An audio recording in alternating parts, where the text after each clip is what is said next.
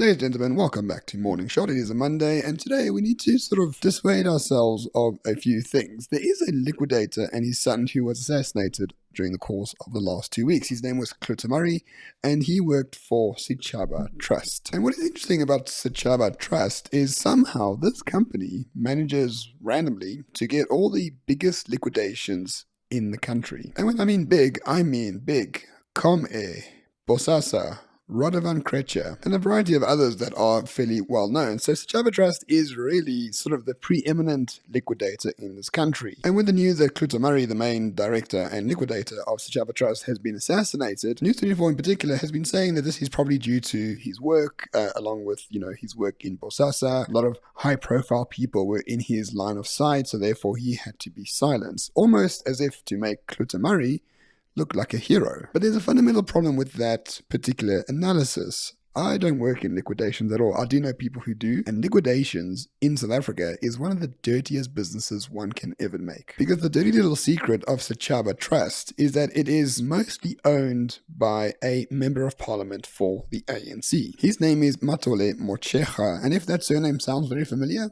his wife is a Minister of Basic Education, Angie Motshekga. And based on the sources that we have over here, he owns roughly 54% of Sechaba Trust. But he insists his shareholding is only 20% of Sechaba Trust, so he has therefore committed fraud and perjury and has lied about his business interests. And if Sechaba Trust earns roughly between 50 and 80 million rand a year in liquidator fees, his dividend would be close to 5 million rand a year. But that is not to be found anywhere in the Parliament Register or anywhere in public. So on one hand, you're an ANC member of parliament who owns the majority of Sechaba Trust. That Sechaba Trust manages to get all of the massive liquidations from Come to Bosasa and all the rest of it, and yet that same person who's a member of parliament and a director doesn't actually state that he is a shareholder in Sechaba Trust to the extent that he actually is. So as you can see, alarm bells are ringing. You got a corrupt member of parliament in the ANC who owns a portion of Sechaba Trust who manages to get all of the liquidations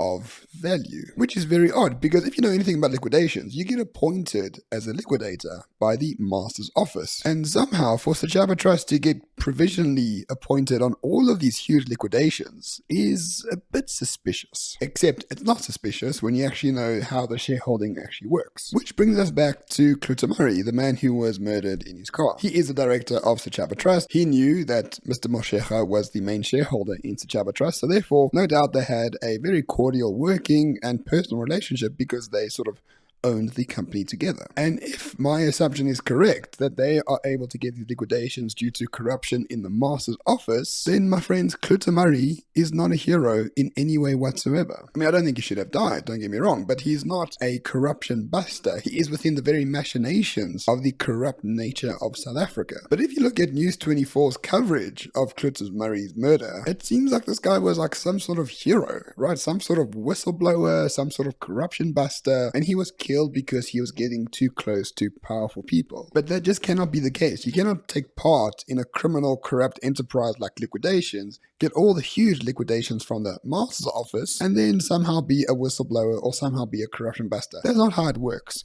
Murray was a cog in this entire process. So I'm not really convinced that he was killed because of his work due to the liquidation aspect of it. He could have been killed by other liquidators, he could have been killed by a variety of people, who really knows. But we shouldn't think that just because he was murdered that he was in fact a hero. You makes you really wonder how compromised News 24 is in this particular story. And let's not forget, Murray was appointed to be the curator of Julius Malema's estate when he was sequestrated due to his tax concerns way back in 2013. And the very same Murray managed to be the liquidator for Lolly Jackson's estate, the teaser strip club owner who was murdered as well. And subsequent to that, Murray managed to get involved in various Gupta businesses that went under when they fled the country. And most recently, he did SAA, and he did Bosasa, and he did a variety of other things. So you do create a lot of enemies when you are miraculously appointed to all of these big term liquidations. But the fact that he was appointed to all of them is deeply suspicious. In fact, News 24 itself said that various people in the master's office were suspended because they appointed Klutamari and Sechaba Trust as liquidators without sort of any due process. So on one hand, News 24 understands that Sechaba Trust was involved in sort of corrupt activities, but then on the other hand, the director of Sechaba Trust who was murdered is somehow a hero and a corruption buster. You can't have it both ways, guys. But then again, if Sechaba Trust is making between 50 and 80 million rand